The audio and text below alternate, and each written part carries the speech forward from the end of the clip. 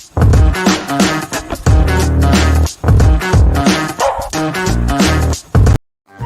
have a record that will never be broken. You can't trip up that. They hit big shots with Rico. I think the Clippers have no idea. Oh, look at that reaction. Look at that reaction.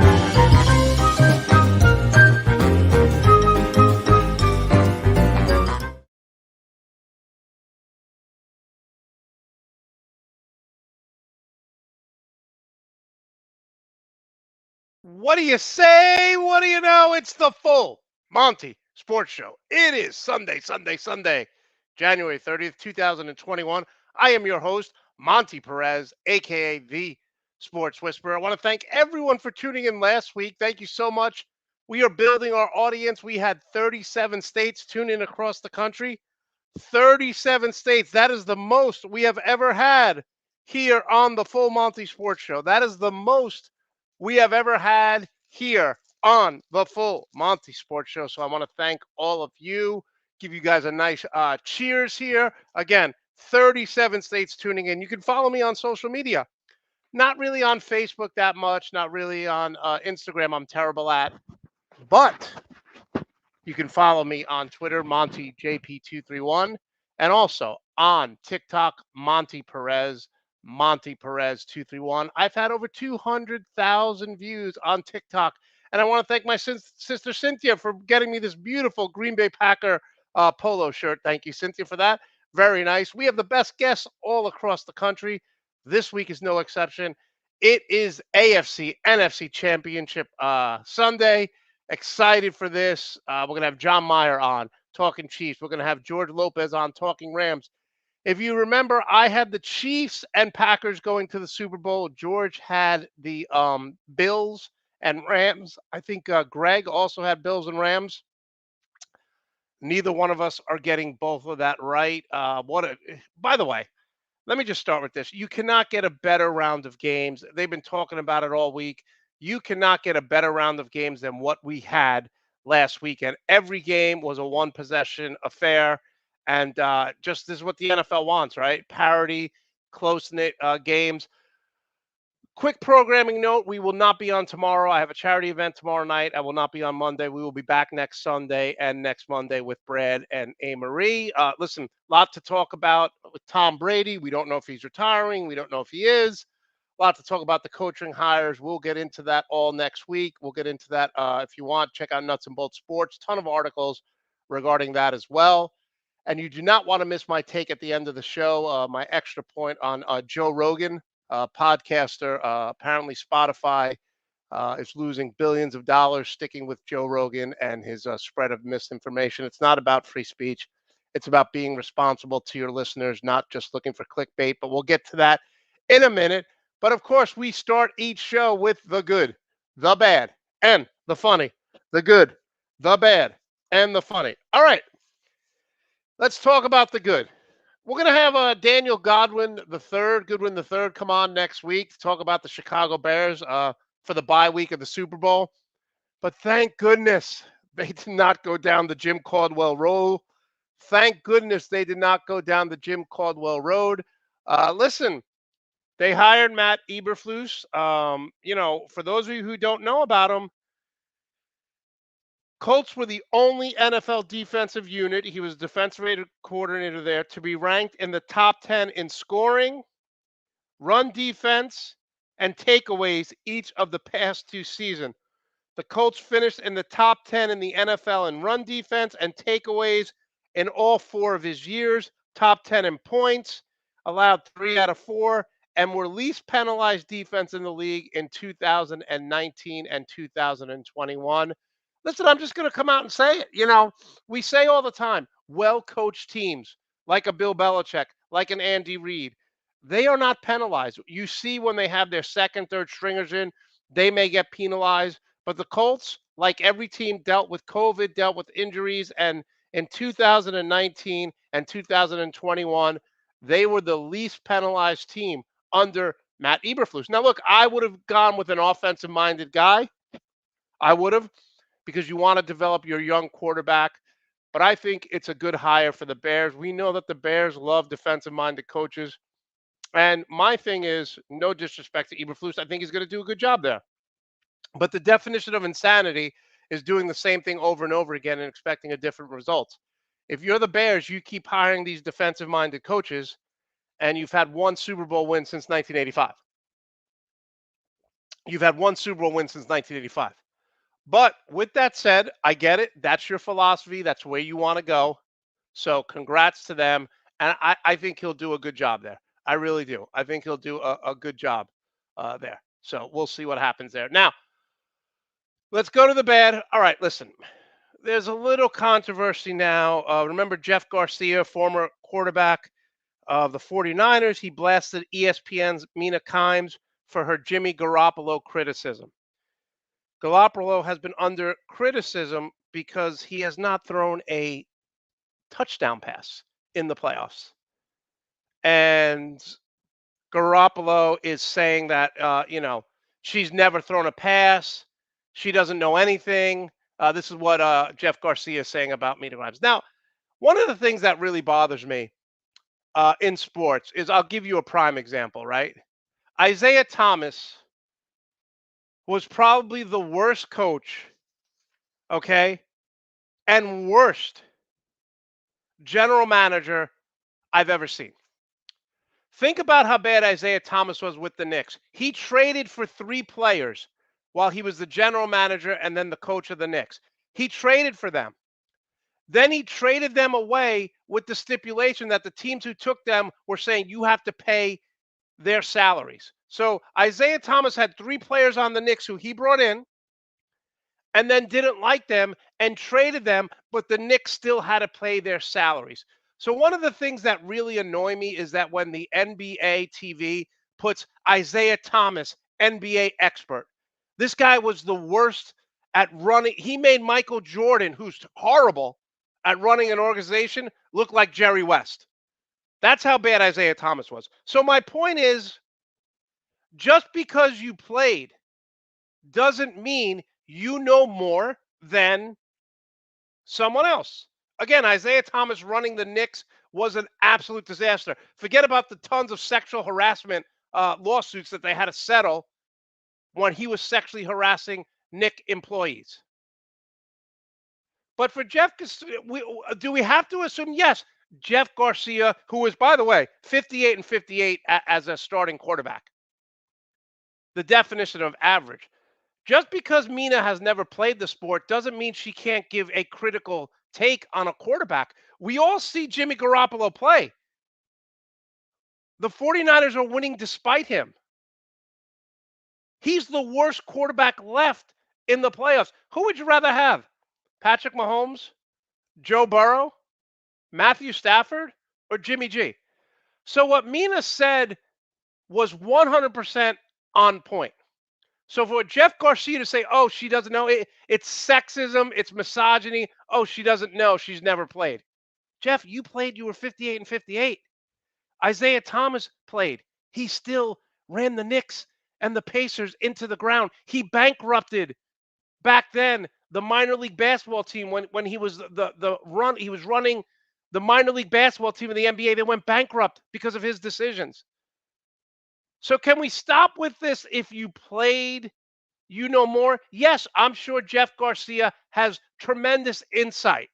This has nothing to do with him. But just because a woman is criticizing Jimmy G doesn't mean she doesn't know what she's talking about. Because everyone who watches, my friend Jared, who is a diehard San Francisco 49er fan, he's been on this show numerous times. Jared knows more about the 49ers than almost anyone in the country. But he never played quarterback in the college or pro level. So can we stop with this? If you never played, you don't know anything. Okay, can you stop? Now, look, I do believe I've coached, I've played. I do believe that you have more of an insight, but as you study film, as you watch games, as you prepare, doesn't mean you don't know. This, to me, screams sexism, misogyny. And if you want to call people out, Jeff, you were 58 and 58 as a starting quarterback. And what she said about Jimmy G was 100% correct. The four remaining teams, not one coach, not one general manager, not one casual fan would take Jimmy G over Burrow, Mahomes, or Matthew Stafford. So terrible job by Jeff Garcia. Terrible job. All right. So we go from the good to the bad, now to the funny. Now look, I don't know what happens here in Florida. I don't know. But we are the dumbest group of criminals in the history of America. I'm going to tell you a little story. So there was a gentleman who was suspected of arson and vandalism, and he fled Ohio. And they were putting all over the news in Ohio a picture of him. This man's name was Donald Chip Pugh. Donald Chip Pugh saw his picture escaping to Florida on the news as he's driving at a gas station, and he got so mad. Not because he thought he would be captured, not because I've disgraced my family, I've disgraced my friends, I've disgraced everyone I've known, but he thought his picture was terrible. He thought his picture was terrible. So what does he do? He texts a more flattering selfie to the police department and said, please put this picture up of me on the right. It's much better than the one you have on the left. The one you have on the left makes me look like I'm strung out.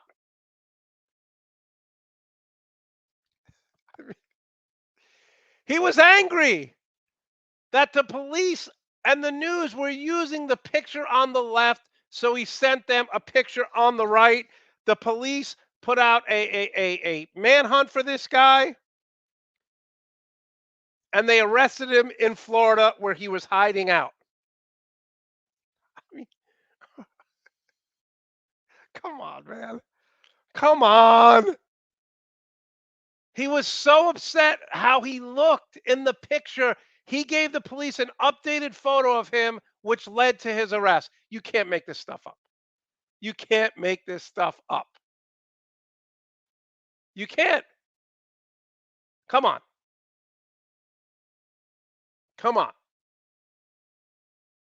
Yes. Listen, Mina, I love her. And even if she is wrong, you got to say, oh, she hasn't played, like minimizing women in sports. Come on. I agree. I mean, just ridiculous. Just ridiculous. Yeah, and Florida man, this is what it is. Stupid is as stupid does. Keep the comments coming. Yes. Okay, so we're going to start something new here on the show. Since this now we're trending into the off season. Okay, we're going to start something here on the Full Monty Spoke called You Can't Handle the Truth. You can't handle the truth. So for years, we hear defense wins championships, right? Defense wins championships. We all know the steel curtain of the 70s. We all know the 1985 Bears dominant defense. You know, the Ravens. How good was that Ravens 2000 team? They let up 10 points a game, 34% on third down conversion. What about the Legion of Boom? Seattle. And don't forget the no-fly zone in Denver. The no-fly zone in Denver. So we've heard, right? Defense wins championships. But does it? Does it really win championships? Now, before you start attacking me on social media and on TikTok, I know that you can't have a terrible defense for the most part and win a Super Bowl. It's a team sport. I get that. But can we stop this BS narrative that defense wins championships? Because it doesn't anymore. It doesn't. In the last 8 NCAA championship games, the average score for the winning team, 39 points. Deshaun Watson lit up Alabama, one of the best defenses in the country that year. So don't tell me defense wins championships. You're entitled to your opinion. You're not entitled to facts. And I'll talk about this at the end of the show with Joe Rogan in my extra point. So I'm giving you data, okay? I'm giving you facts. Over the last 8 years, the national championship winner has scored 39 points. Now let's look at the NFL. Let's look at the NFL. Stop with this defense wins championships narrative. In the 80s, in the 90s, in the 2000s, and definitely back in the 70s where anything goes, of course the best defense would usually win. But this is not your mom's, your dad's, your grandparents' NFL. This is not your mom, your dad's, your grandparents' college football. So let's look at the NFL. Over the past 9 years, the average score for a winning team in a Super Bowl is 28 points. It's actually like 27.8. So let's just say 28 points. Now, let's look at this year. The number one offense in the NFL this year was the Dallas Cowboys, scoring 31 points. So in the Super Bowl, over the last 9 years, the winning team is scoring a field goal less than the number one offense. So if you're scoring 28 points a game, you're like fourth or fifth offensively this year. So again, defense does not win championships in the modern NFL. It's offense. You want more proof. You want more data. I'll keep giving it to you. I'll keep giving it to you. Again, you're entitled to your opinion. You're not entitled to your facts. Here we go. Number one ranked offense, Dallas Cowboys, won their division. Number two ranked offense, Tampa Bay Bucks, won their division. Number three ranked offense, Buffalo Bills, won their division. Let's go down the line. Chiefs, okay, fourth. Chargers, fifth. New England, sixth. Rams, seventh. Cincinnati, eighth. Green Bay, Arizona, Philadelphia, San Francisco, points scored. The only team who was top 10 in offense that didn't make the playoffs was the Los Angeles Chargers. And you know why they didn't, because their coach was terrible. But look at this. Just to throw this out there, look what Devontae Adams, the Green Bay Packer wide receiver star, tweeted out. Just want to remind you all that me and Keenan Allen would go for 300 yards a game a night. I mean, this is, can you imagine if Devontae Adams goes to the Chargers with Justin Herbert and those offensive weapons? I mean, that is scary. But let's get back to the point. For all those who think defense wins championships, only one team with an elite offense didn't make the playoffs, and that was the Chargers. Now, let's look at the best defenses in the NFL. Okay, let's look at the best defenses in the NFL. The Buffalo Bills were number one in defense this year on almost every category. They gave up 42 points. 42 points to Patrick Mahomes and the Chiefs. 42 points. And when they needed to stop them the most, with 13 seconds left, they couldn't. When they needed to stop them in overtime, okay? When they needed to stop them in overtime, they couldn't. The Kansas City Chiefs dropped 42 in the freezing cold weather against the number one defense in the NFL. Defense wins championships, really? The number two defense, New England Patriots, gave up 47 points to the Bills. 47. After playing them two times in the regular season, Bill Belichick is a master at adjusting game by game. He gave up 47 points to Josh Allen. So it's not about defense, because if it was, we would see these teams in the playoffs. If it was about, defense, we would see these teams in the playoffs. Okay? We would see these teams in the playoffs. The Broncos, the Saints. Okay? The Saints shut out Brady twice. They couldn't make the playoffs. Their star head coach, Sean Payton, retired because he couldn't get a competent quarterback to play Drew Brees after 1 year. The Titans couldn't get past the first round with their elite defense because Ryan Tannehill couldn't make a play. The Bucs defense, top five, gave up two monster catches to Cooper Kupp. Gave up 27 points in 4 quarters. So again, I'm not saying that you don't need a defense. Don't misinterpret what I'm saying. But the way the rules have been set up, it's so much easier for the offense and offensive minded coaches like an Andy Reid, like a Sean McVay, Kyle Shanahan, Matt LaFleur. Yeah, Matt LaFleur, they lost. Okay. But you're seeing how offensive teams are making the playoffs. Again, out of every top offense in the NFL, the only top 10 team that didn't make the playoffs was this team. It's a team sport. You need everyone competing, but you're more likely to make the playoffs if you have a great offense. Think about this, and I'll end with this, so I'm even furthering my point. Who would you rather have with 1 minute in the game? Would you rather have Patrick Mahomes or would you rather have any defense in the NFL going up against him? Would you rather have Tom Brady? Would you rather have Justin Herbert, Joe Burrow with the ball? Or would you rather their defense trying to stop those guys?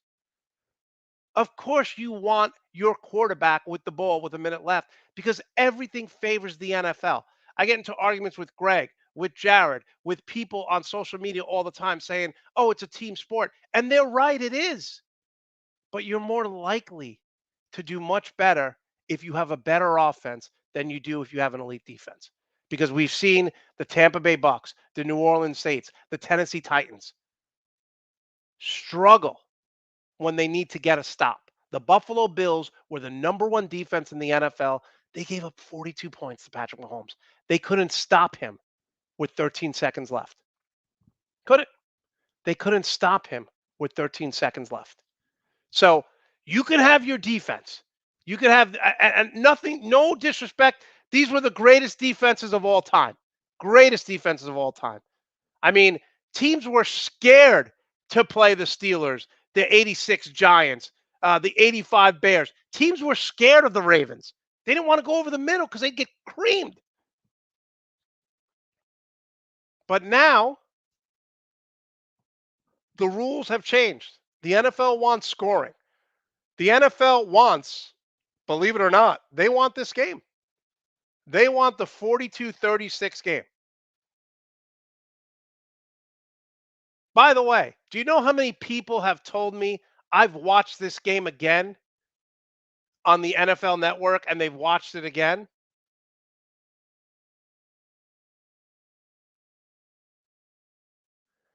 A lot of people haven't recovered from Sunday. A lot of people haven't recovered from Sunday and the Bills losing. I mean, listen, we'll get into, I mean, people have talked about it to their blue in the face. You do not want to end the game on a coin toss. You do not. Everyone feels bad for Josh Allen, and rightly so. Everyone feels bad for Josh Allen, rightly so.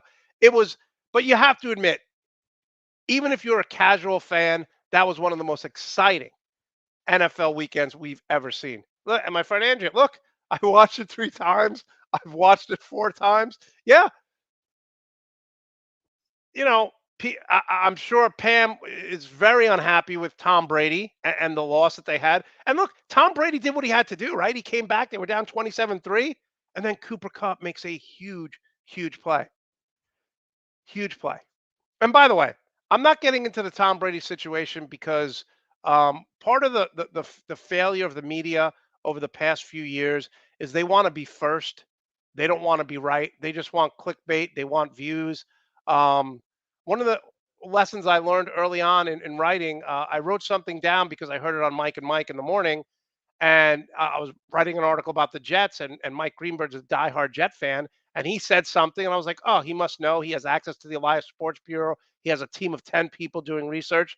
But so I wrote it in my article. I posted the article. And then after the show, ESPN came out, and Mike Greenberg said, hey, we made a mistake. That was not the right stat. I learned early on, it's not about being first. It's not about clickbait. It's about, even if you don't, I'm not writing all my predictions. I mean, I'm 8-2 in playoffs.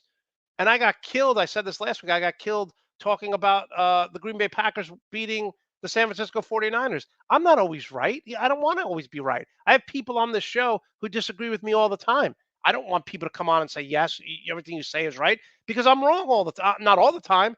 I mean, I'm pretty good at picking games. But my point is the media just wants to be first. They want to be the first one to go to Twitter, go to TikTok. They don't care about being right. And it's all about, what looks good. If I'm Tom Brady, I'm pissed off right now. Look, do I think he's going to retire? No. If I'm Tom Brady, I wouldn't retire. He's still at the top of his game, but you're looking at the Tampa Bay Bucks here. They all came back 21 out of 22 starters to try to win another Super Bowl. So it was easy for him to come back, but now guys are going to want to get paid. Guys are going to leave. So yeah, it may be a rebuilding. They may lose a lot of guys, but if I'm Tom Brady, I'm still at the top of my game and I'm going to make $30 million. Why would I leave? Why would I leave? So, all right. Got a lot to talk about today. I'm going to bring on George Lopez right now. George, how are you feeling this morning? How's your confidence level? Confident level, I'll have to be honest, it's not as high as I would like it to be, but it's up there. I mean, you gotta be pumped up. Come on, it's NFC championship game or championship game any weekend. Chance one game away from going to the show. So yeah, you got to be pumped up. Your team's has a chance to get to the Super Bowl. So I'm pumped up, but I am nervous. Okay, here is something that as a fan and watching these games, which the only reason I wanted the Rams to win. I don't like Tampa Bay. I wanted the Chiefs to win because I picked them on this show. But the emotional roller coaster that you went through, I mean, George, seriously, I don't advocate drinking or I would have taken shots midway through the fourth quarter, like we're going to blow it. Yeah, believe me, that thought crossed my mind. Get a few drinks in me, but I said, you know what? I want to enjoy the game because had they lost with a few drinks in me, I might have broke the TV. So exactly. It's better not to do it. Your emotional levels. I went through the rapid, up and down. I was excited, nervous, pissed off, and then excited again. Almost lost my voice. I tried to keep my calm because I was watching the game with my son, and he was right there with me with the emotions. I mean, when Brady completes that pass to Mike Evans, are you like, what the hell is going on? Yeah, yes and no, but then I'm not surprised. Not so much that Brady did it because we've known what Brady's done throughout his career. I was more ticked off at Raheem Morris because he tends to do this when the Rams get a big lead. He'll kind of back off on the defense because they weren't blitzing Brady, but they were aggressive against him, and he was completely out of rhythm in that first half. Once the Rams went up big, Morris backed off a little bit, and all of a sudden I could see it. I go, Brady's going to get his rhythm. Look out. And sure enough, that's what he did. And got to give credit. That was a tremendous pass he threw down the sideline to Mike Evans to beat Jalen Ramsey. It looked like Ramsey didn't see it. Yeah, he never saw the ball. Looked like he gave up. Like he never saw the ball, but it also looked like he gave up on it at the end a little bit. Did. But, it was a tremendous pass. Yeah, no. Listen, I don't want to talk about Brady if he's retiring or not. I'll wait till he announces it. Thank you. Talking with George Lopez. Let's bring on John Meyer. Let's bring on Rico. Show me the money, Graziano. By the way, I love how we're all representing. I have my sister Cynthia brought me this Green Bay Packers shirt. Rico's in the Steelers. George and John obviously representing their team. Love the look, guys. John and I, at least we're relevant today. You know what my brother said? Because I got this shirt in the mail yesterday, and my brother said, "Oh, wear that for the game." He goes, "Oh, you can't. They're not playing." Family, right? Family. Yeah. All right, John. The gift. Exactly. John, let's start with you because I just said it to George. I'm watching that Kansas City Chiefs game with my dad, my dad's friend, my brother. We have a bunch of people here. And the first thing I said is, why didn't the Bills squib kick it? Why are you giving Mahomes 2 plays with 2 timeouts left? When the Bills scored, what was the emotional roller coaster like? Melissa and I were just having the conversation. We had just got the boys down at that point in time. So really, I had missed most of the second half of that game. Okay. So really, I came in with right after the Tyreek Hill touchdown, and that's where my level of interest was at that. So missed game of the century going on for the most part, but happy to do it. So when they score 13 seconds and 3 timeouts. I'm trying to think of ways that play against Dallas in 2018 or 2017 comes to Good mind. point. Very good point. I'm just thinking of ways to get downfield. You have the timeouts, and then I watch them kick it out the back of the end zone, and I'm like, you've given us life with that. We can get big gainers, 20-yard chunks in 3 or 4 seconds, and we can move down the field. When they hit Tyreek on that first play, I'm like, they're going to come back and do the same thing if Buffalo doesn't adjust. And I didn't think it was going to go to Travis. At that juncture of the game, I didn't know if Travis still had the legs to get the chunk that he did.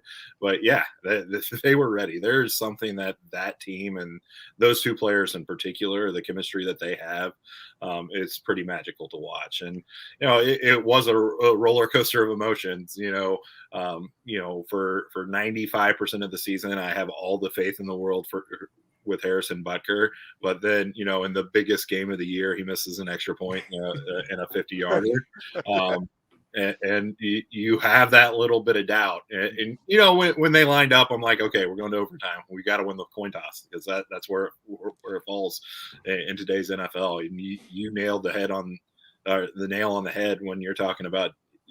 I'll take any of these young quarterbacks over a defense right now. It's the rules just don't allow the defenses to play in positions like that. So let me just throw this out there, because a lot of people are texting me wanting me to ask you. I mean, it's not a big deal, but as a Chiefs fan, can you just make Patrick Mahomes' brother go away? I actually had a weird dream this week that I had a conversation with Jackson Mahomes, and they were good. Dreams aren't reality. I mean, this guy is famous over because of his brother, and it's just. Is he really famous? That's the question. Well, you know what? He's social media famous. Well, is he like connected with like Billy Carter? Yeah, well, yeah. George, wow, what a reference! Back old school reference right there. Good Monte, job. remember All that right. script we wrote, The Other Brother? Yeah, that's exactly what it is. All right, Greg, obviously making fun of my shirt, saying I'm look like a Gus Berger employee shirt.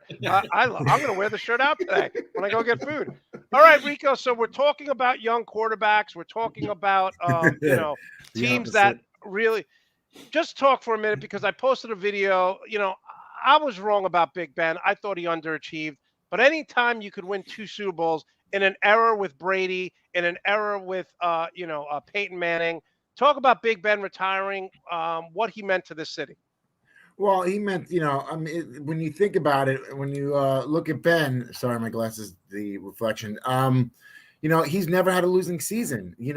Everybody's ripped on him pretty much every time after his second Super Bowl. Since he lost to Green Bay, he's been ripped on time and time again. He is clearly one of the best Steelers, stat-wise, the best Steeler ever to play, to put the black and gold on.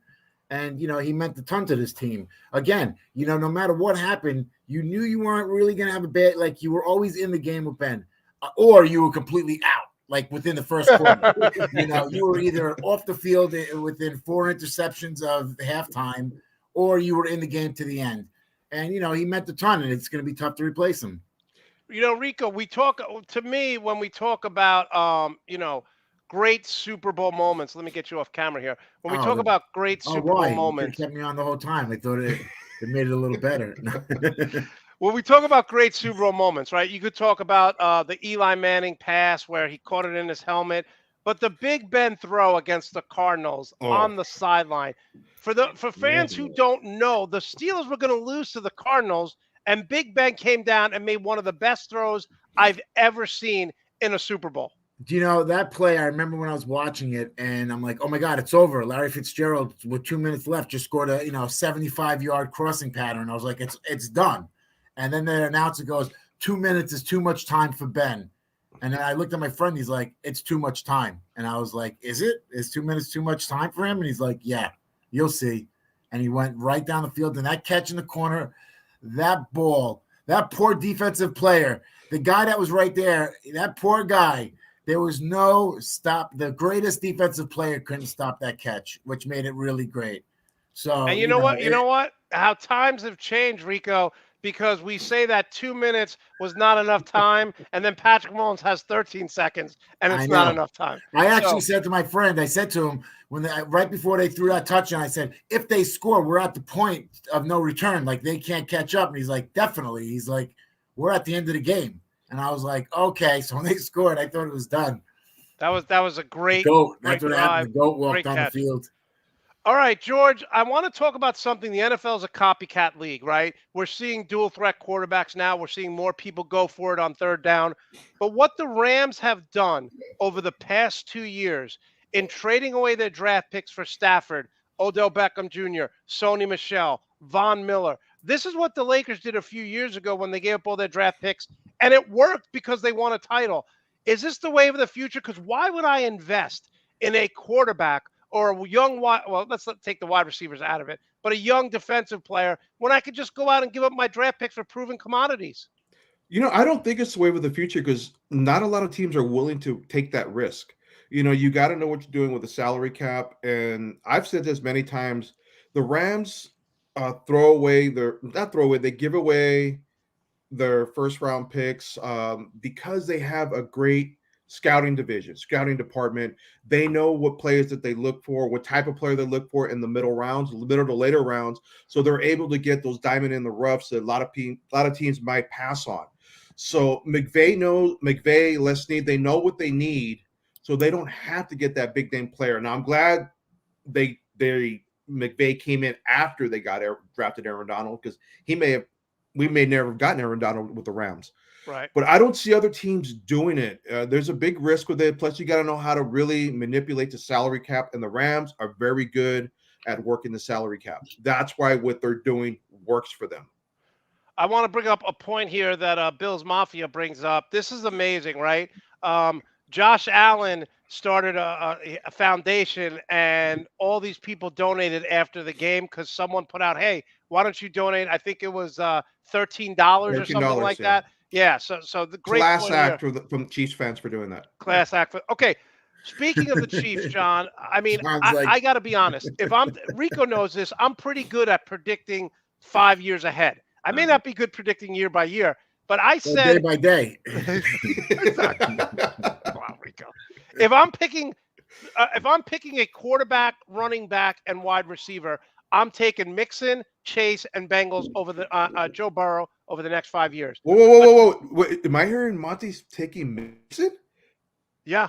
As a unit. As a unit. Oh, okay. It doesn't matter. It's running back in the NFL. No, because I remember this whole debate last year: Mixon, Derrick Henry, and now. Well, yeah, because Rico, we always bring this up. Jumping all over the Mixon train. So here's what I'm going to say, though. This is the best quarterback, tight end, and wide receiver combo in the history of the NFL.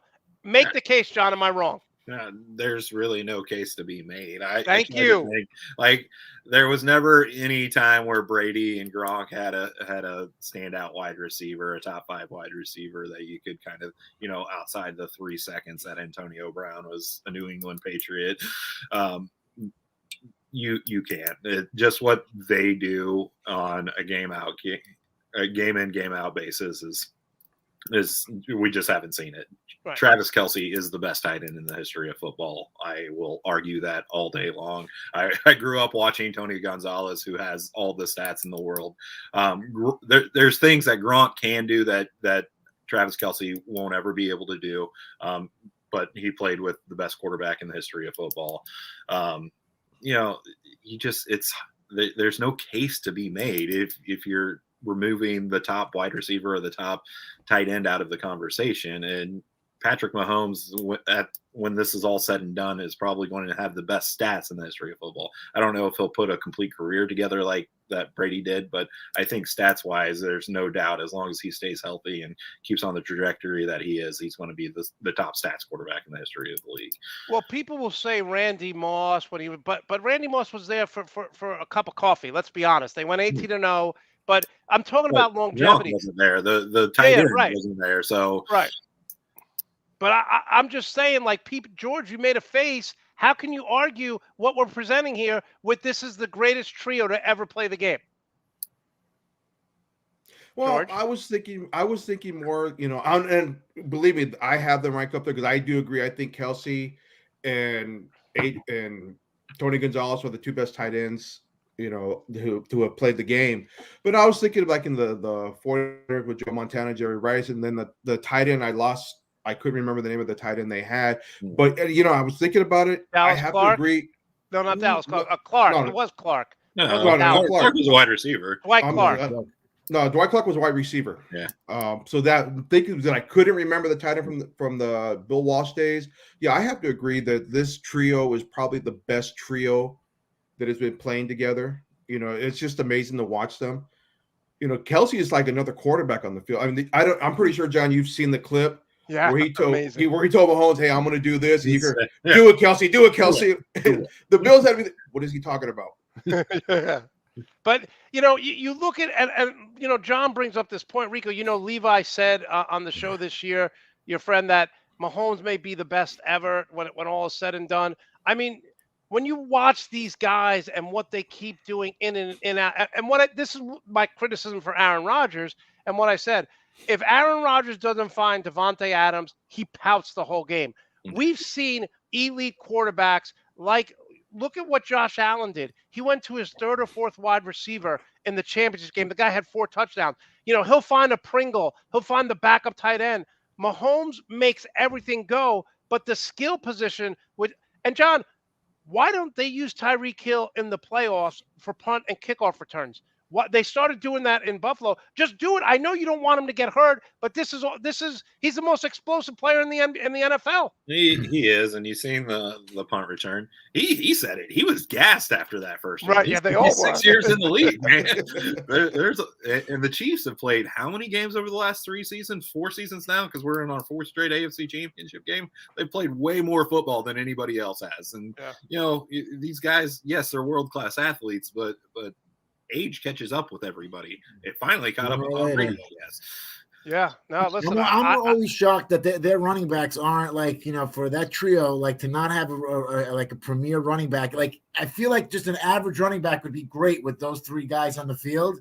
Opportunity. You need opportunity to be great. I guess so. Yeah, I mean, Patrick Mahomes is the RB1. And for splashes, the Chiefs running backs look good. But they just take it away from them.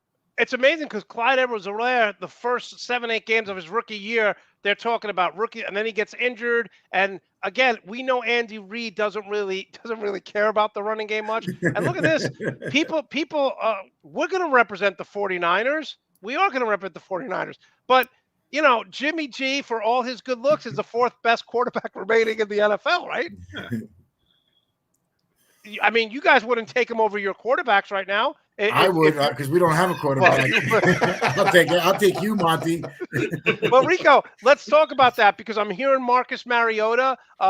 Is Deshaun Watson in play? Because if the Steelers get a competent quarterback, you look at that division. Okay, we don't know what the Browns are going to do, but talent-wise, they're very good on both sides of the ball. The Ravens with Lamar Jackson, when they're healthy, are going to be phenomenal. And Joe Burrow's taking over the league. So you need to do something this offseason. What's the rumors? What are you hearing? Are you hearing Mariota like I'm hearing? I hear Mariota, but you know what? I'm the thing that Pittsburgh, I'm not sure. There's a part of me that I think they're going to go with Mason Rudolph. No, really Rico. Do. I don't think, you know what? They don't trade.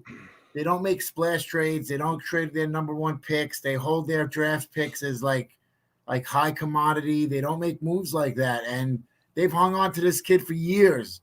He's I would even say he's not that great of a backup. But I don't see them making any big moves. I don't think that the talent pool is out there this year for them to. It's not a great quarterback draft. Yeah, you're looking. There's levels. There's 3 levels of quarterback. Quarterbacks. The people that are out there this year are level 3. They're on that 3rd tier.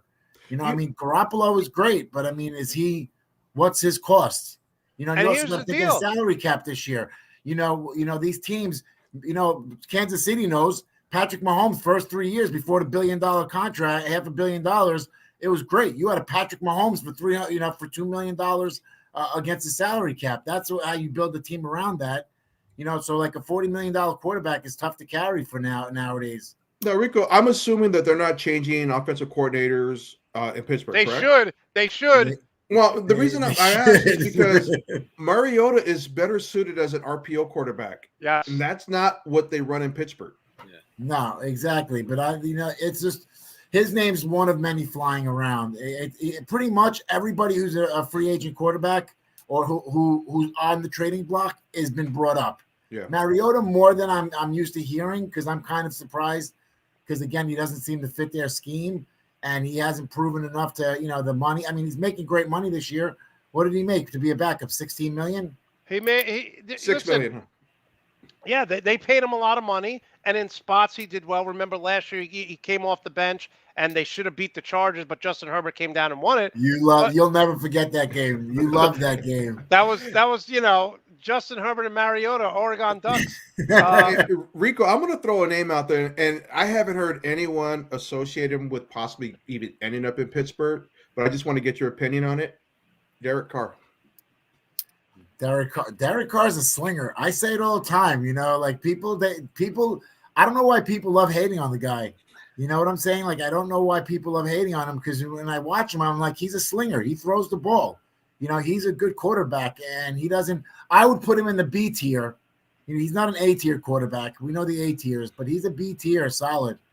He's a blue collar type of player, and I think that's what Pittsburgh needs. That's what made Big Ben so great in Pittsburgh. He's a blue collar type of player. He just resonated with that city. Yeah. All right, we're gonna give about a 10-second pause just for all the ladies here, because they are drooling. And here's another one, ladies. Here you go. Here's another one. Jimmy G. Photoshop. People love this guy. He's a GQ model, obviously. Too bad. Italian. I think he's Italian too. Let's throw that out there. Too bad he doesn't play as good as he looks. Wait. Is he connected to the family? he's one of us. See that nose? All right. John, so people are asking me, even though your team won, how do you feel about the overtime rule? We talked about this last week, but how do you feel, and what would you do to change it? If you can't stop somebody, because the only way overtime ends is on a touchdown, right. Or a defensive or score. safety. So that's the only way that you can't hold somebody to a field goal opportunity in a situation like that. The Chiefs were on the losing end in 2018 or 2019 on this in the AFC Championship game. I hated it then. I can't, be a hypocrite and say that I like it now. I don't understand why at every other division of football that they have equal opportunity in the NFL. Yeah. That has never made a dang bit of sense to me. And the NFL can tweak it. Like, if you just want to say you have a shot from the 25-yard lines, you have 4 downs to do it, go for it. That's it. That's what you got to do. It gives the defenses a little bit of a chance with a shorter field to play, I have a feeling. But, I feel the refs are probably going to be flag happy in that situation anyway. So, it's like in hockey, they have to fix it. It's like in hockey, they have a shootout, and let's say one guy goes and say, okay, game's over. You don't get a chance to shoot. It's maybe ridiculous. The NFL should do that. Go field goal kickers, 40 yards out. Left upright, right upright, hit the crossbar.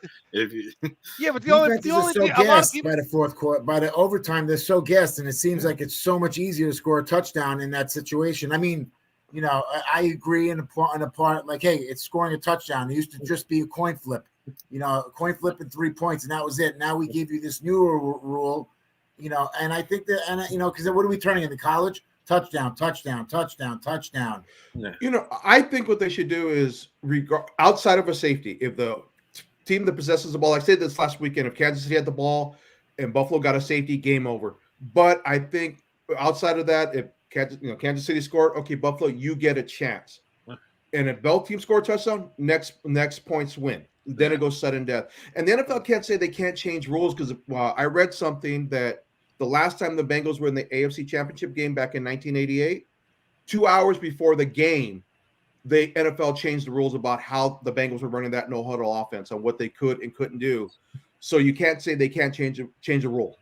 Yeah, no, listen, something needs to be done, because whoever won that coin toss was going to score a touchdown, because both defense were gasses. My proposal is, in the playoffs, after the game is tied, you get 15 minutes to go to the locker room, you rest, you come back, it's 15 minutes, and then if it's tied at the end of the overtime, again, because this is the playoffs, If it's tied, you get the ball at the 5-yard line. You have one down to score. Whoever scores then, it's like a shootout.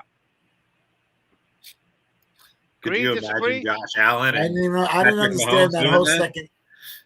Okay, here it is, Rico. If you go to overtime, okay, it's 15 minutes. Let's say in regular season it's 28-28 at the end of regulation. Then it's 35-35 at the end of 15 minutes. After that, you get the ball at the 5-yard line. You get one possession. You try to score a touchdown. If you don't get it, the next thing whoever scores the first touchdown at the 5-yard line, so you're not driving up and down in the field, or you can make it the 7 or 10-yard line, whatever, inside the red zone. Whoever scores wins. It's like a shootout after that point. Rico, I'll send you an email with graphs and charts. It sounds like a lot. I kind of like the coin toss and like, hey, why if you end it on a touchdown, coin toss? The other team gets a shot to score a touchdown, but then it's 4 downs against the gas defense. We might end up in touchdown, but then George is right. If they both score a touchdown, next touchdown wins, and then that'll be eventually an issue probably. Okay. All right. We don't have the answers, but we're offering good suggestions. Again, Rico, I'll send you charts, graphs, cartoons, Thank you. a fourth grader needs. I'll give you the email to send it to my junk email box.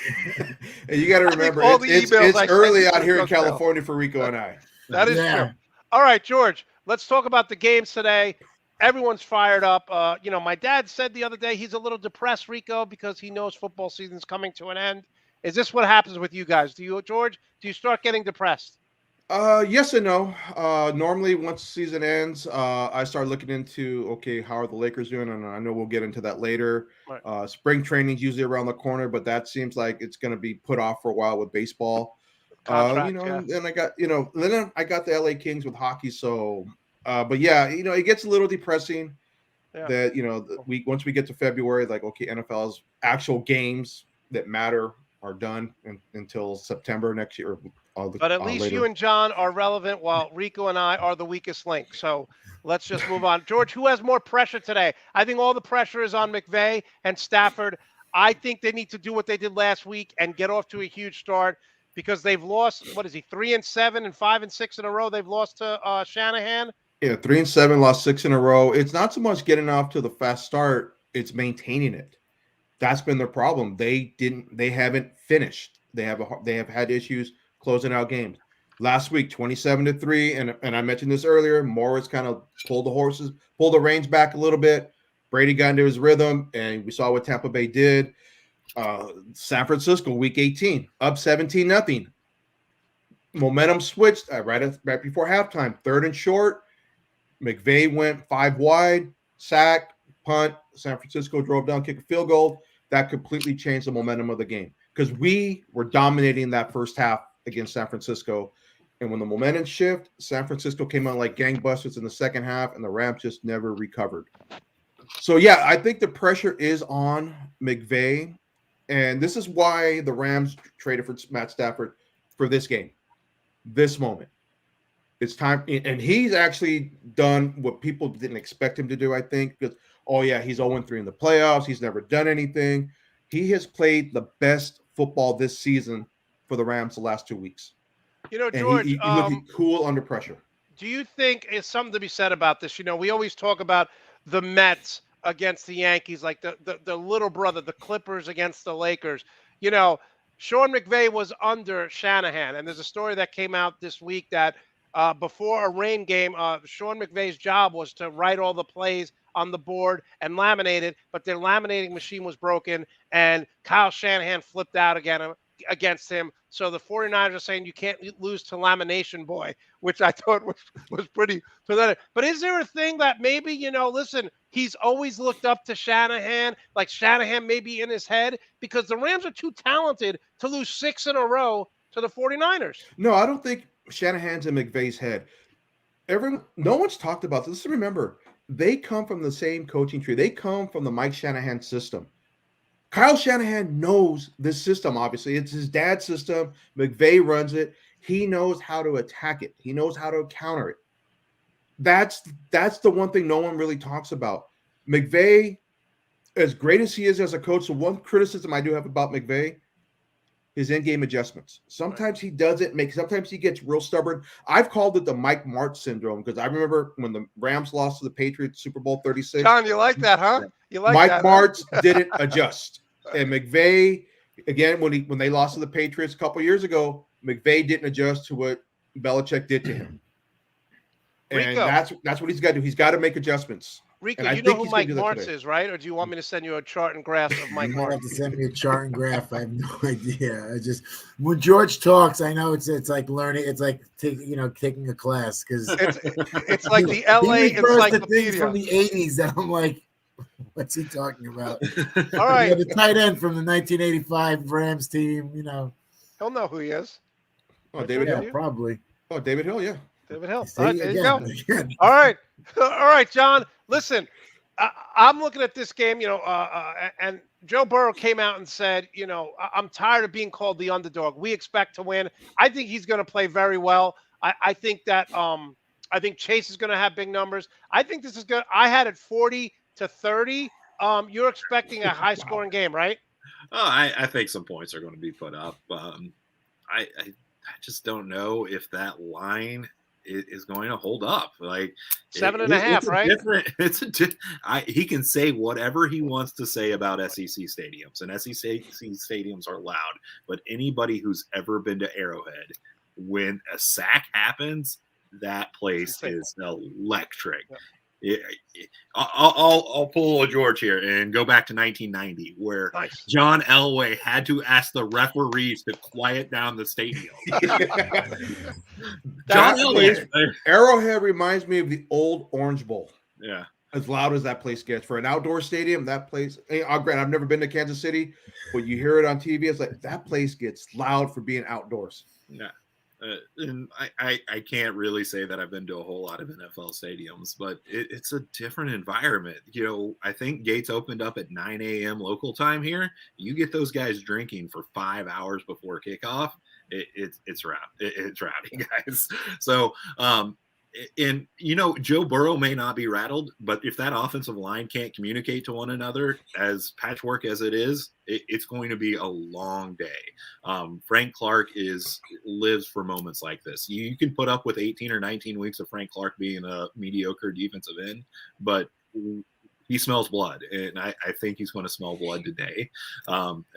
He's a lot like JPP, who used to be with the Giants and now with Tampa Bay. Come playoff, I'll say this to George, who's a hockey guy. Remember Claude Lemieux for the Colorado Rockies? Yeah. He would, he'd have 18 goals, and in the playoffs, in a 7-game series against Detroit, he's got 9 goals, 4 assists, and about 40 penalty minutes. So guys like this really step up. And I'm sorry, John, when you said the line wouldn't hold up, I thought you were talking about the 7.5 spread line. You're talking about the offensive line that gave up 9 sacks last week. Yeah.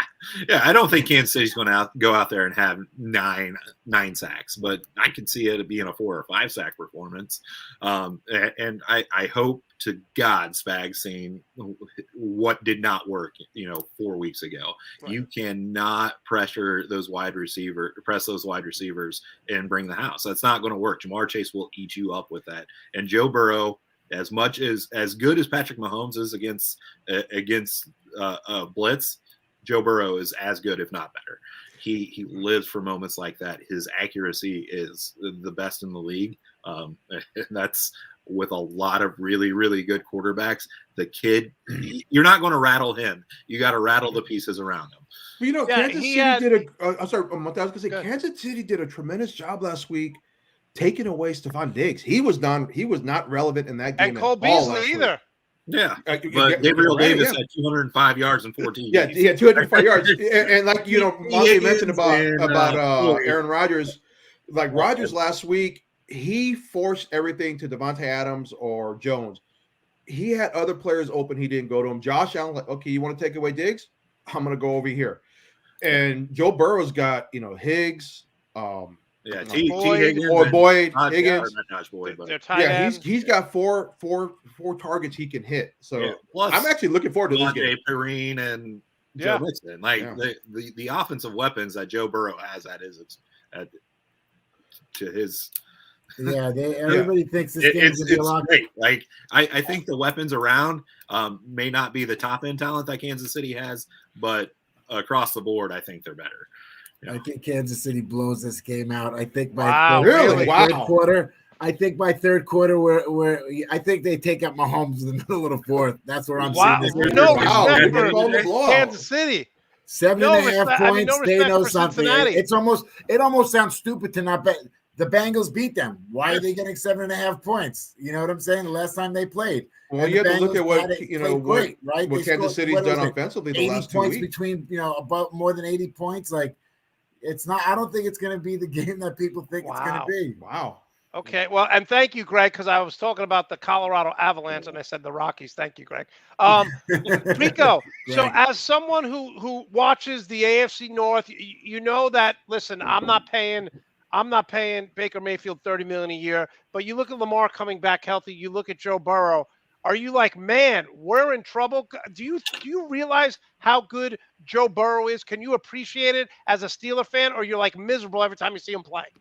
Well, I can appreciate it because the kid, a thing about great quarterbacks is that they don't make mistakes, right? Like he doesn't make mistakes. Like if you watch his interceptions throughout the season, very rarely, and I say rarely, like I haven't seen it, but I haven't watched many of their games. Does he throw a bad interception? It's usually a tip pass interception or one of those, or and every quarterback gets sacks, the sack fumble.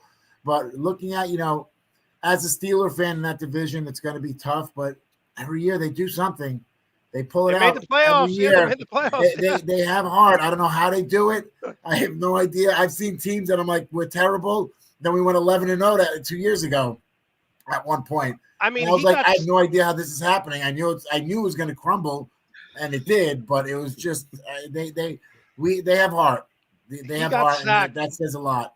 Burrow got sacked 9 times. He didn't fumble once. How is that even possible? How is that even possible? He doesn't make mistakes. He throws. Yeah, he ate the sacks. He wasn't going to make the mistake in that moment. Like, yeah, some of them he held the ball too long. But that's what their offense is because he likes, the routes that the receivers are running. They're running deeper routes, so he's got to let the routes develop. So he's going to hold on to the ball a little bit longer. Wow, look at my dad, Rico. I'm going to miss you guys more than the game itself. Wow, my dad's preaching. I love that he's not talking to you. I got to buy him lunch or something for that one. All right, John, walk me through this because as a Jet fan, I've never seen it. My friend Jared watching the game again. He's a 49er diehard fan. He texted me midway through the fourth quarter. What a pleasure it is to have a great quarterback. Like, how good is it? I mean, do you get spoiled watching Mahomes every week? Because I don't know how that feels because I'm a Packer guy, but they never win the big game. Like, how does it feel going in every week that you have a great quarterback? It's refreshing. I was talking to my wife earlier this week about how I felt on draft night 2017 when the Chiefs traded up from 26 to 10. And, I was believing in my heart of hearts that we got Deshaun Watson, and I was so excited. And then I hear Patrick Mahomes II, and I'm like, oh gosh. I watched him in college. As a K-State fan, I watched him lose 4 times to Kansas State. Like, they never won more than 7 games. Cliff Kingsbury was below 500 with Patrick Mahomes. That's why he got fired. Let's be honest. Yeah, and somehow ended up in the NFL. Yeah, exactly. So just the range of emotions. We're getting ready to host our 4th straight AFC championship game. Which is a record, right? Yeah. In the 58 years prior to that, Kansas City never hosted an AFC or an AFL championship game.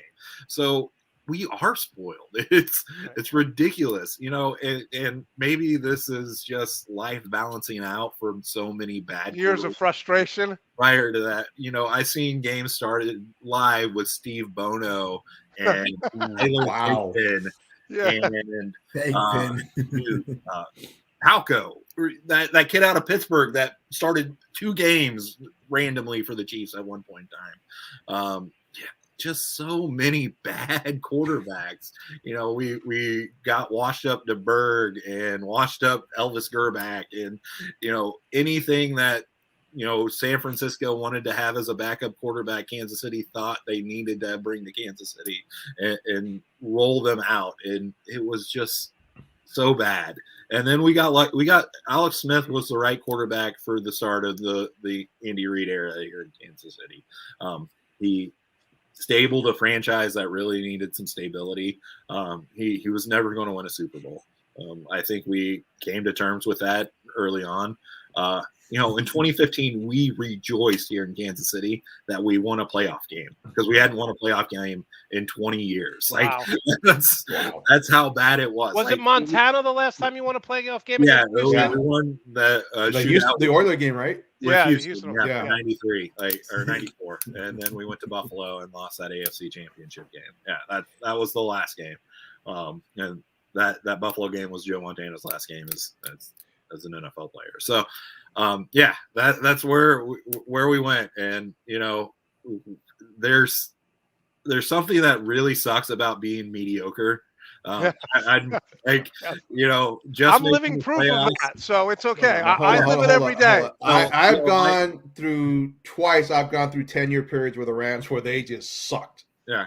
So I believe it. Yeah, I of course understand. you have other things. You have the Lakers, you have the Dodgers, you've had the Kings. It's not like in New York where you're a Met, Jet, and Knick fan like I am. Or Giant. Yeah. Or Giant, true. Yeah. Granted, but still, when you're talking NFL, I mean, when after the Phantom Sack game in '89, 10 years of mediocrity. They win the Super Bowl. Vic Vermeil gets him in there. Mike Martz, he splits another 10 years of mediocrity, and culminated with Jeff Fisher, who I can't believe got a job even in the USFL.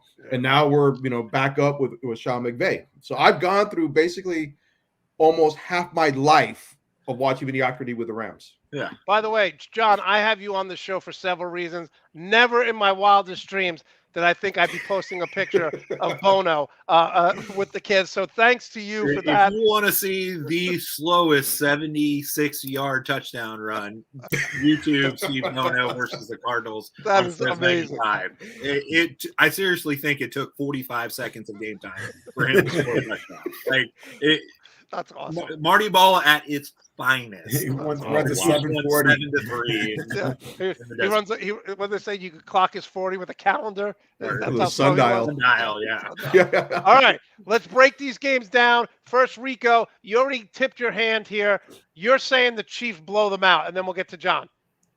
Yeah, I think the Chiefs blow them out. I think that the Chiefs didn't really have nothing to play for that last game, and then I watched that game, and it just seemed like the Chiefs' defense wasn't really there. They weren't really going at it. A part of me feels like they kind of got mad during the game, and were like, "All right, they want to make it a game. Let's wake up a little bit." But they weren't really. It was something about that game that they were letting the little brother. Yeah, the something about that game was Josh Allen. Hey, I let my little brother score here and there, type of thing. Not so much like, hey, we're coming at him 100 miles per hour like they will today. It was more kind of like, if we lose, we still got the top. Like we're not getting the number 1 seed because I think the Titans already won that day, so they already knew they weren't getting it. Oh, you're talking about the first game between the Bengals and the Chiefs. I thought you were talking about last week's game. No. The first game between the Bengals last week. Yeah. Oh no, last week's game was ridiculous. So you think they come out and just lay the smackdown? I think they laid a smackdown. I think he's right. I don't think the offensive line can hold up. I think in the trenches, Kansas City's better. Never mind their skilled position players.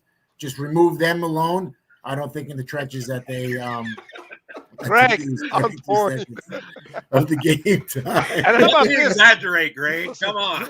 We're all bitching and complaining about our fandom. Andrea just dropped the mic. Try being a Bears fan, right? I mean, they haven't won since 1985. Want to be fine. Yeah. I don't know. It's almost as bad as being a Browns fan. But they're going to get Juju to Bears. I think he's going to Chicago. All right, John, you think it's a 7-point game, or you think it's at least 2-possession game? I think it's going to be a 2-possession game. Wow, you guys are really.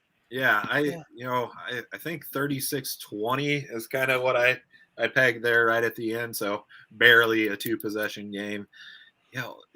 Rico made a lot of good points. The Chiefs jumped out and just really kind of coasted in that first game.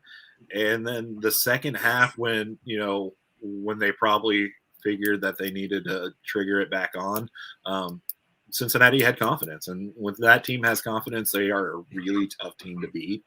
And there were some extenuating circumstances. We can complain and moan about refereeing and the officiating in the NFL this season.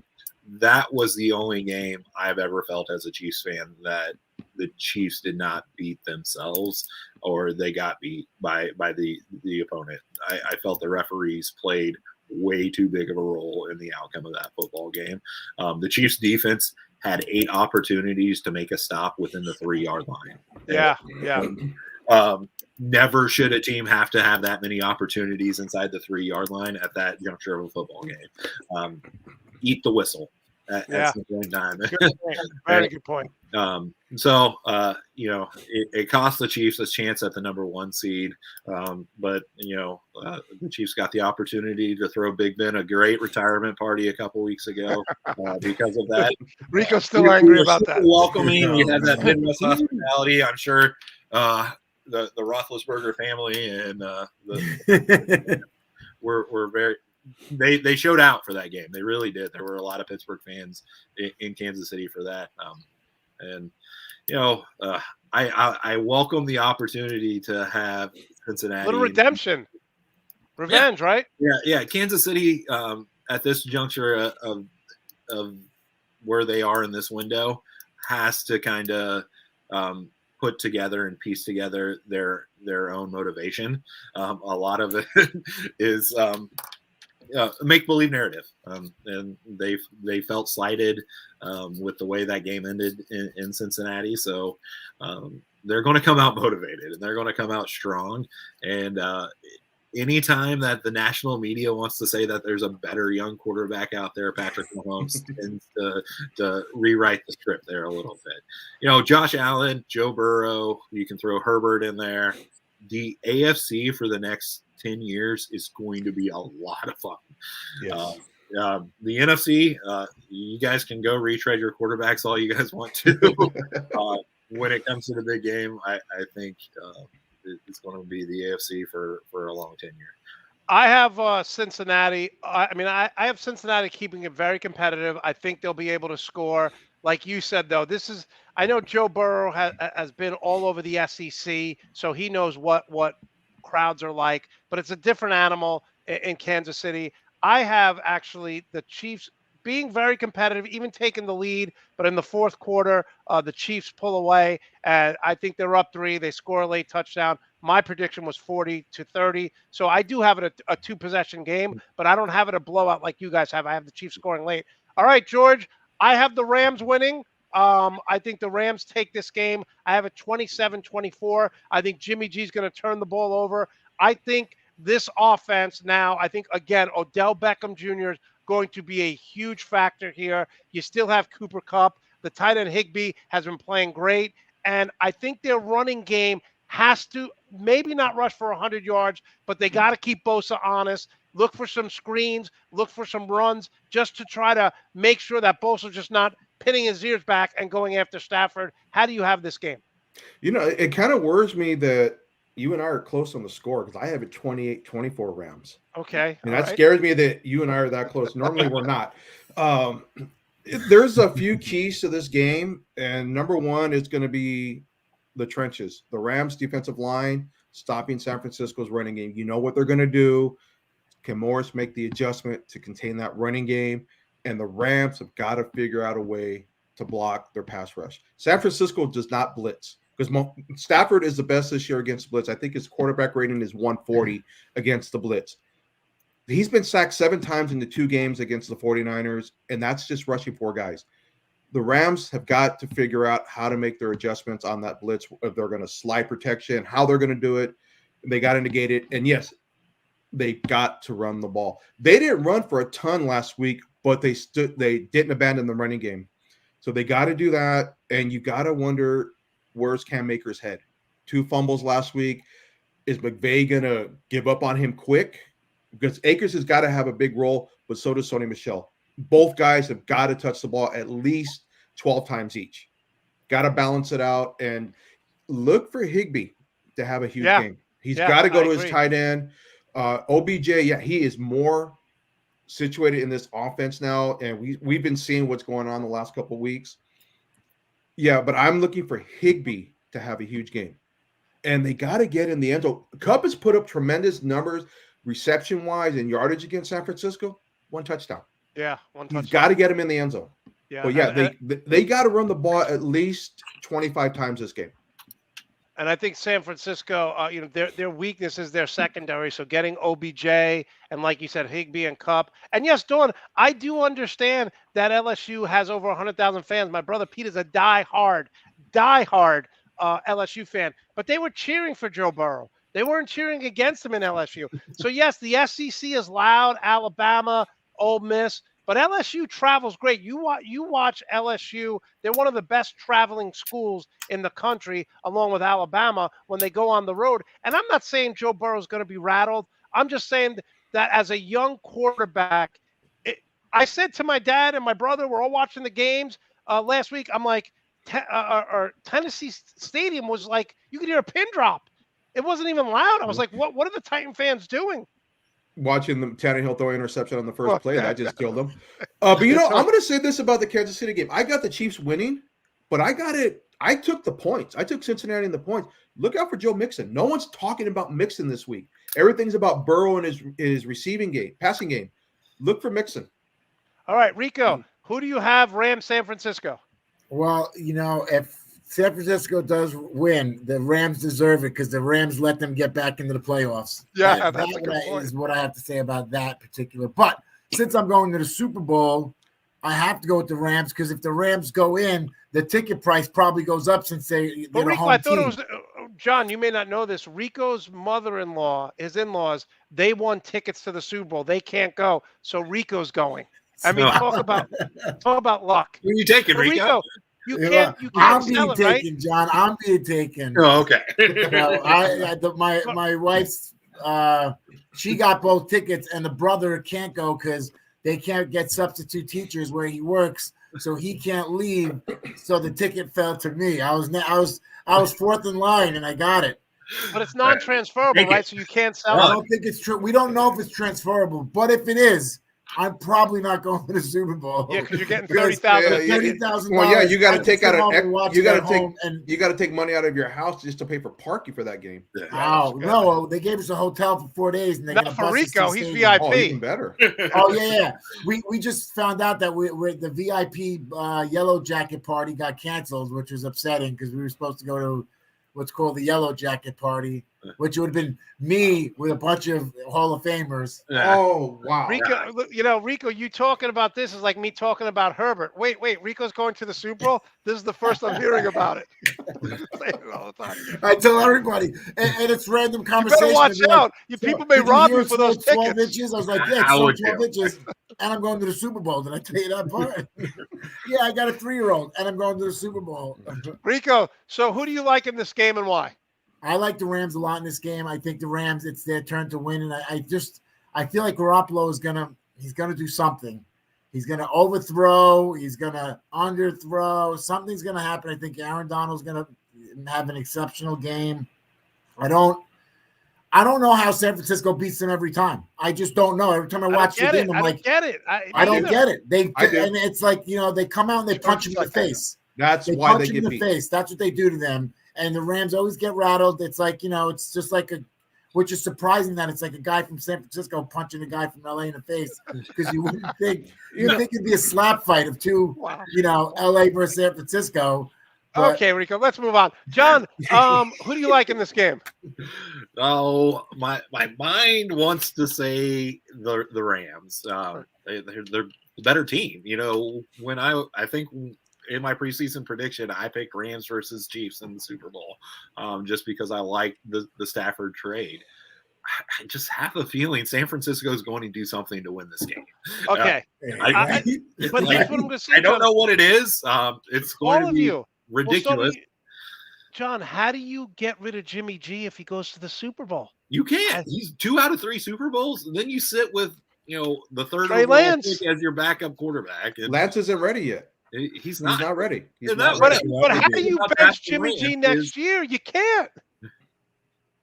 So somebody's going to make an offer they can't refuse. I have a feeling. It's going to be the wildest quarterback carousel in the history of the NFL this offseason. So somebody's going to give San Francisco an offer that they absolutely can't refuse. They're going to say it's Lance time, because if San Francisco does make the Super Bowl and goes up against Kansas City, they're probably going to lose 2 Super Bowls in 3 years. Right. Let's just be honest about it. And so if he can't win the big game, do you move on? By the way, and this was the hardest pick for me to do. Obviously, you know where my allegiance is. Yeah. It was also monetary. When the Rams traded for Stafford, I threw a bet down. Rams are going to win the Super Bowl. So I'm looking money wise too. I growing up, there was 3 teams I hated: 49ers, Vikings, and the Cowboys. So, but that being said, I respect the hell out of the way San Francisco plays. They play old school style of football. Yeah, they do. They're physical. You got it. If you're a football fan, you got to respect it. I love watching that physicality. You don't see it anymore. That being said, obviously, I want the Rams to win. I do think the McVay and Morris are going to make the adjustments that are necessary to win this game. Yeah, I have the Rams. I have the Chiefs. My original prediction, obviously, was the Packers and the Chiefs in the Super Bowl. But, John, you bring up a good point, because Rico's first words, if you know anything about him, were "Mama, Dada, and I'm going to make you an offer you can't refuse." So that really rung true to Rico right there. So thank you for that.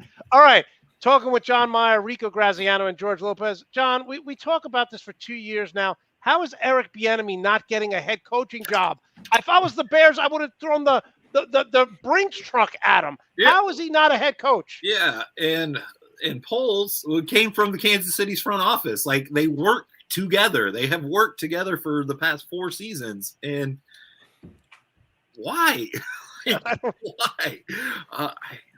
I don't know. In the Bears, you know, I thought at first maybe they don't want to go down the Andy Reid coaching tree again with as bad as it went with Nagy there towards the end. But he's a different. The enemy's a different animal. I mean, Bieniemy, I think, would be a great fit in love with this guy. Yeah, yeah, absolutely. You know, I just, you can't say he interviews badly. You know, we're not in the rooms for that. You know, I heard some insider stuff about last year. Not getting in front of people was a big problem for Eric Bieniemy and not getting jobs. And then the Chiefs continually win, and people are hiring coaches before the Chiefs are allowing their people to go interview. That has something to do. I don't know. Like, it doesn't.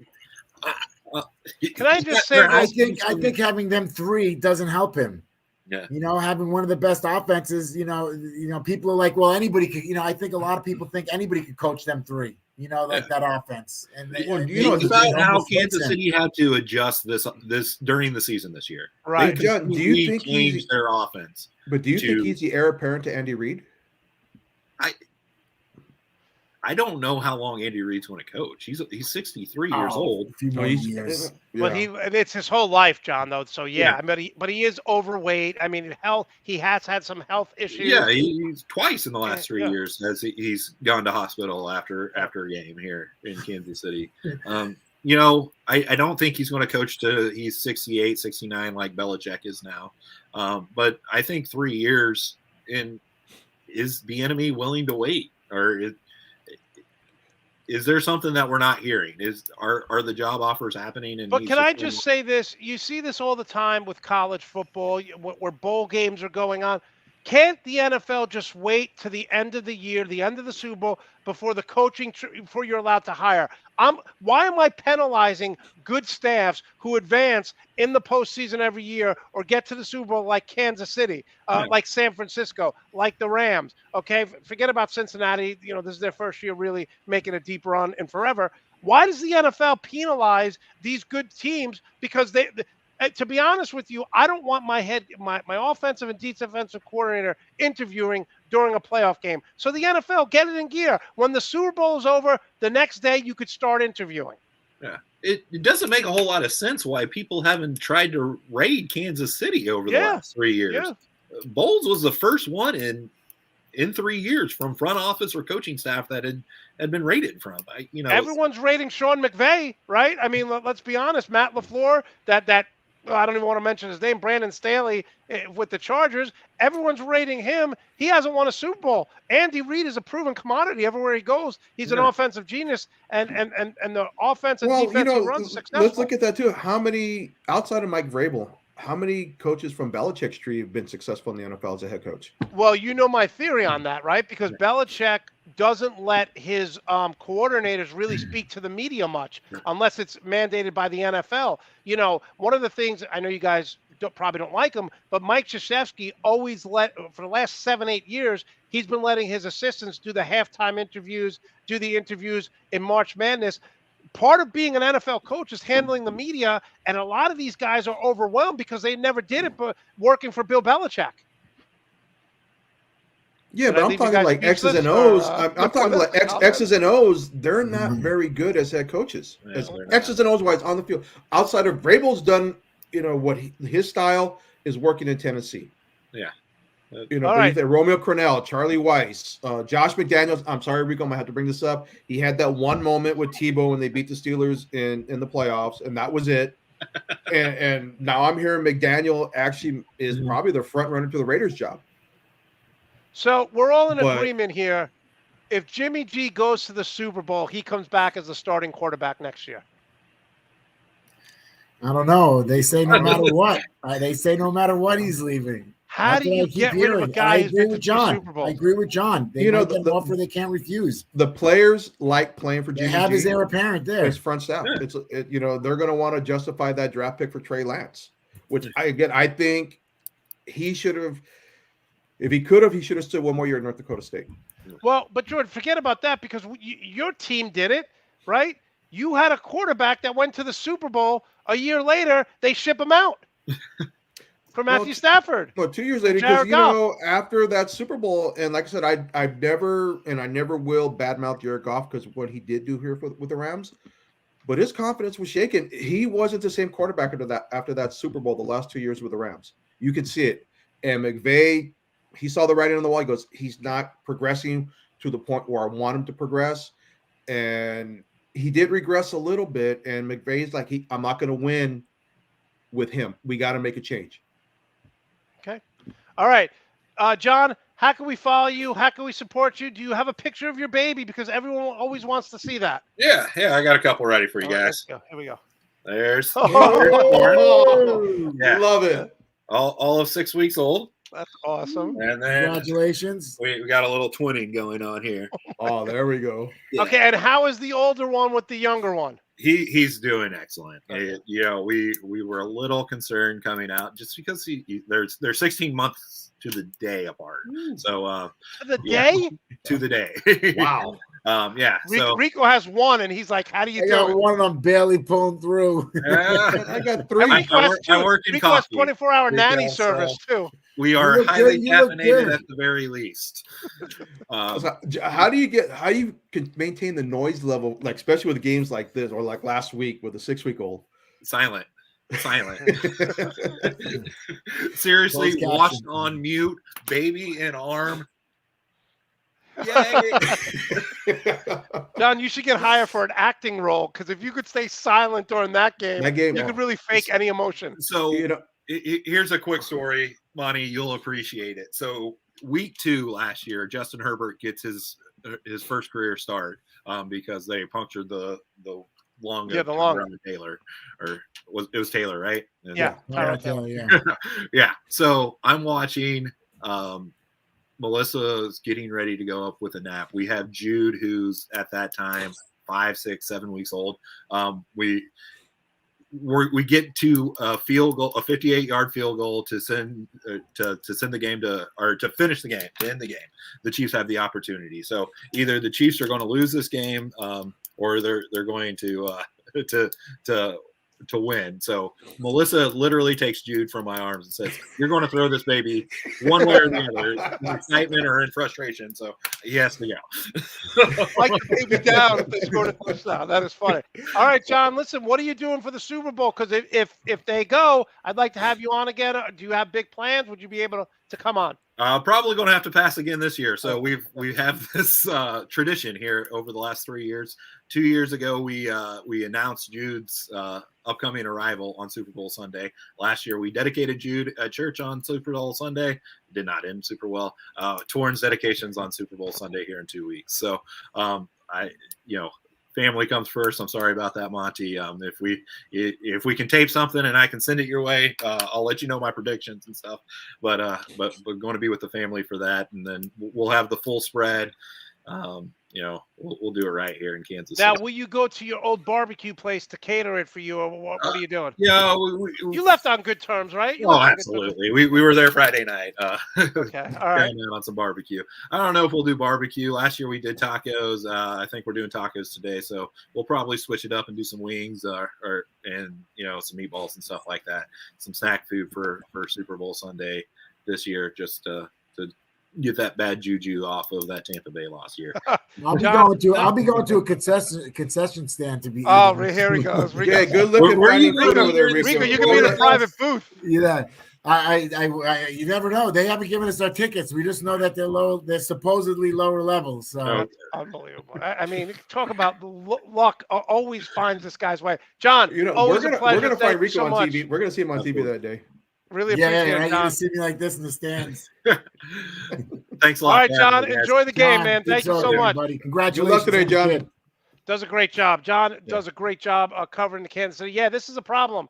There's only one active black head coach, Mike Tomlin. And you would think with all of his success, people wouldn't be apprehensive to hire black coaches anymore because they are very successful in the NFL. But it is a problem. Speaking of problems, George, what are the Lakers going to do at the trading deadline? I don't ever want to see Russell Westbrook in a Laker uniform ever again. Well, there's two things here. One, they're trying to move Westbrook, but they're going to have a hard time with that contract. The last story I heard, the Lakers, they had a deal before the season with Sacramento. Monte, you have me on the big screen. I do. But I know what's happening? You know what's Sorry happening? to interrupt, George. You know what's happening? They had My a computer- deal my set up. computer myself. No, my computer the main screen keeps freezing. So that's why I just put it on my phone, and I just noticed that for some reason my main computer keeps freezing. But thank you, Rico, for being the director and producer right now. I appreciate that. Rico does all the work. I don't want to watch me listening. Yeah, all right, George. The Lakers, they want to move Westbrook, but it's that contract. They're gonna have a hard time moving him. They had a deal in the before the season started with Sacramento for a Hield, and they were gonna, I forget who they were gonna offer. The Lakers came back this week and approached Sacramento again for that deal, but this time offering Taylor Horton Tucker. That's their biggest trade commodity. Sacramento said no. There's better options out there because Sacramento is going to be a seller before the trading deadline. And the Lakers they're still going to try to make that deal, and they're still trying to find someone to take Westbrook's contract because let's be honest, it's not working. He's too much of an alpha male. It doesn't fit with him and LeBron and AD. It was a mistake, and even I questioned it when they made that deal. I think they would have been better off getting Hield when they had, and Pelinka. He backed out the deal at the last minute. Who knows? I mean, right now the Lakers are on the outside looking in for a playoff spot.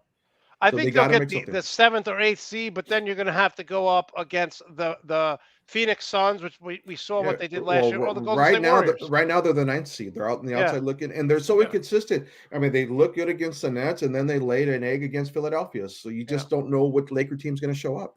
By the way, my Hawks have now won 6 in a row, and they play the Lakers, I think, at 1 o'clock. So I'm going to have to watch that as soon as I can. All right, George, good luck.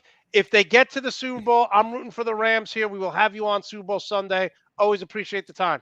Oh, thank you. Thanks for having me on, you guys. All right, man. Enjoy the games. He must be so nervous because I would be, Rico.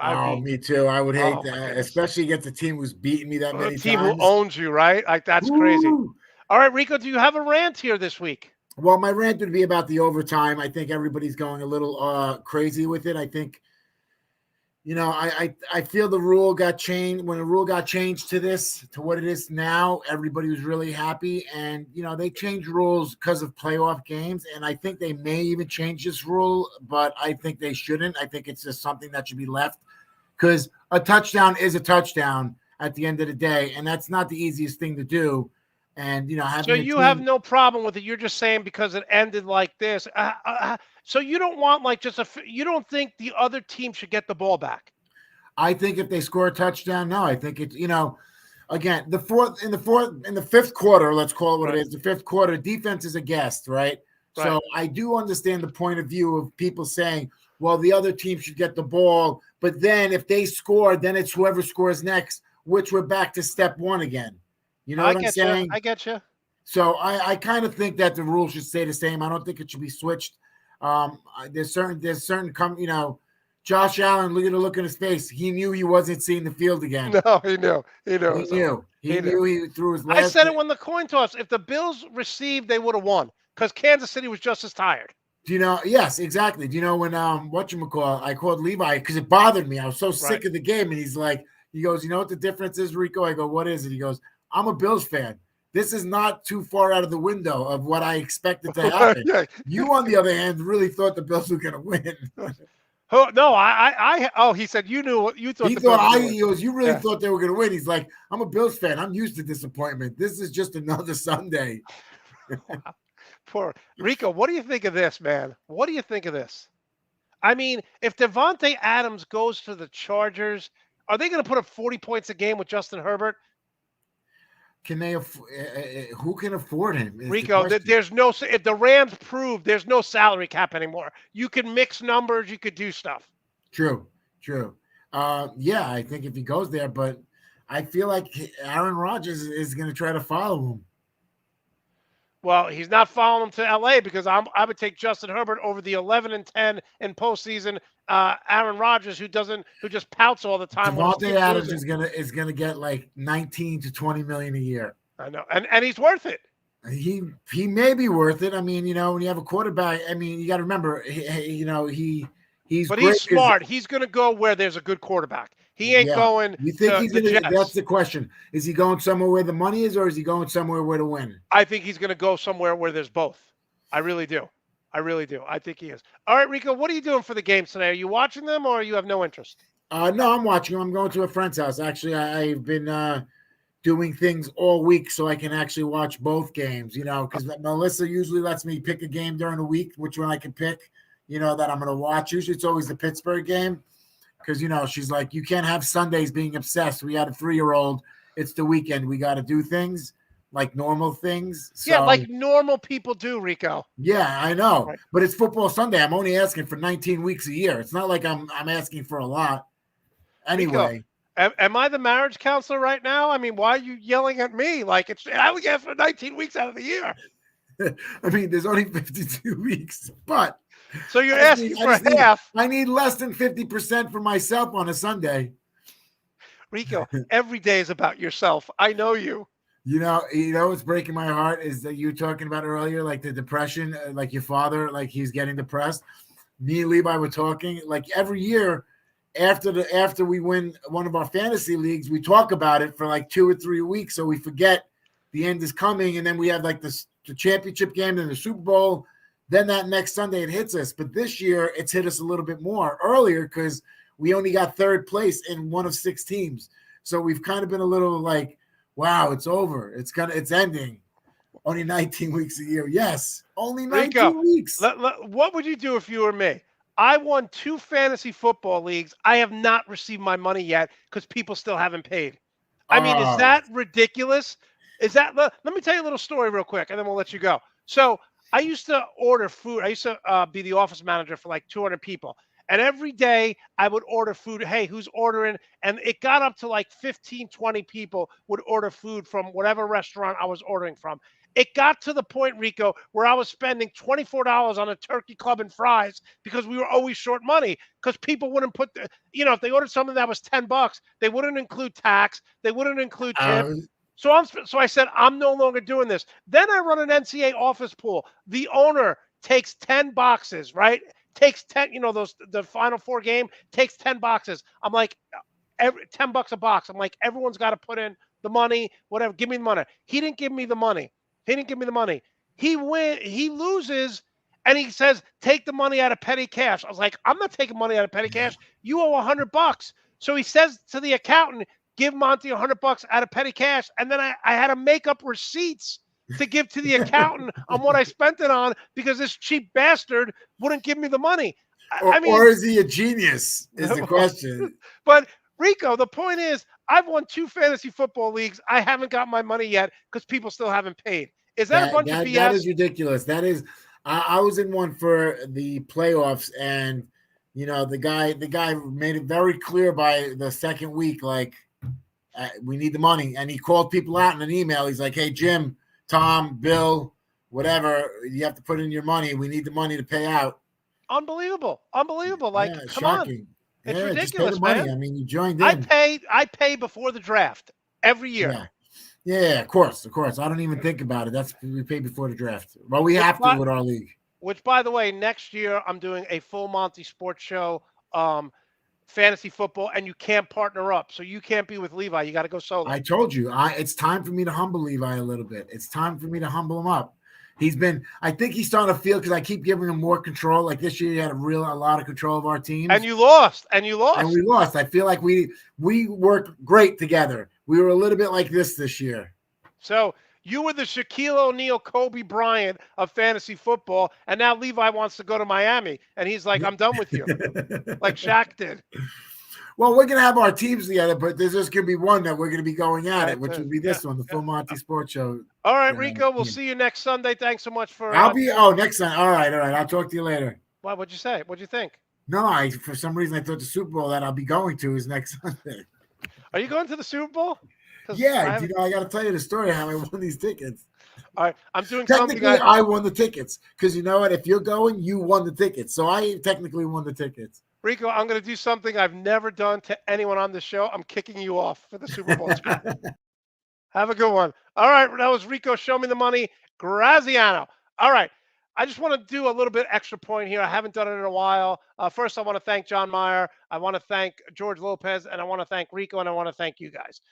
So, there's a lot of talk now about Joe Rogan on Spotify. A lot of artists are taking their music off because of Joe Rogan. I'm not even going to call it misinformation. It's basically lies about COVID-19. Now, here's what I'll say. If I want to know about comedy, I would go to Joe Rogan. Done it for over 20 years. If I want to know about the UFC, who's going to win tonight, give me some pointers, I'm going to Joe Rogan. By the way, can we all find someone who looks at us the way Joe Rogan is looking at this UFC fighter right here? I mean, look how happy Joe Rogan is. But if I want to know about stand-up comedy, I want to know about, the UFC, I'm going to Joe Rogan. If I want to know about a deadly virus, I'm not going to the host of Fear Factor. Joe Rogan, when he was on Howard Stern's show, says, I'm an idiot. He goes, I just say things to get a rise out of people. But what he's doing now is he's getting more popular, and people say, oh, he speaks his mind. Well, you know what? If you know Joe Rogan, his mind is not all there. I'm not saying he's mentally disabled. I'm not saying that he is mentally challenged. I'm not saying any of those things.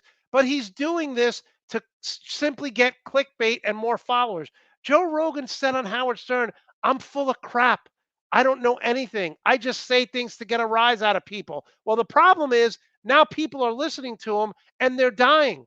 I'm not saying that COVID-19, if you get it, it's a death sentence. It isn't. We know that. But we're seeing all these people, the radical right wingers, the singer who got herself sick with COVID-19 so she could be a part of herd immunity. She died. We saw the sheriff or the chief of police, I forget what it was, tell the governor, you could kiss my ass. I'm not taking the vaccine. He died of COVID-19. Joe Rogan is just clickbait. Again, if I want to know about the UFC, if I want to know about stand-up comedy, I'll talk to Joe Rogan. But if I want to know about COVID-19, I'm not listening to the host of Fear Factor. He's done no research. He doesn't have data. He's not a doctor. He's not a scientist. He's a talk show host. He's a UFC commentator. And that's all I have to say. All right, guys, enjoy the game. Little programming note, we will not be on the air on Monday, tomorrow night. So make sure to give us the thumbs up here. Make sure to give us a like and subscribe to the Nuts and Bolts Sports YouTube channel. And in the immortal words of Arnold Schwarzenegger, I'll be back.